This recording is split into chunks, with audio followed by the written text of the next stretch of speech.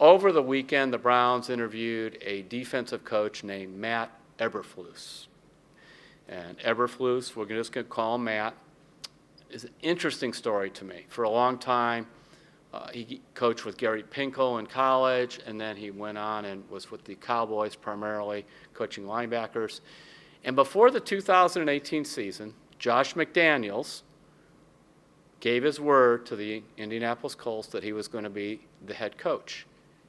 And he hired Eberflus to be his defensive coordinator with the Indianapolis Colts. By the way, Eberflus, one of his stops briefly was with the Browns in 2009 and 2010 when Eric Mangini was here.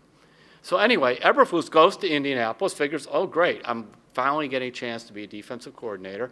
Josh McDaniels is the new head coach. Here's what happens. McDaniels changes his mind, leaves the Colts, and he leaves behind not only Matt, but several other coaches who had agreed to go with him.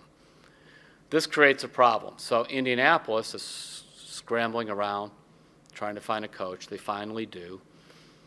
The GM there, it's an important name in this story. Chris Ballard is his name. He was an assistant with John Dorsey in Kansas City, and after a couple of years, he left Kansas City to go be the general manager of the Indianapolis Colts. Anyway, Ballard convinces Eberflus to stay with the Colts. Eberflus now has to work with a coach he doesn't really know, throw this staff together, all these kind of things. He takes a number 30 defense the year before and has them ranked number 10 by the end of this year. And if you watched Houston and Indianapolis play over the weekend, what you saw was a terrific defense as they won 21-7 over Deshaun Watson and the Texans. Eberflus interviews with the Browns.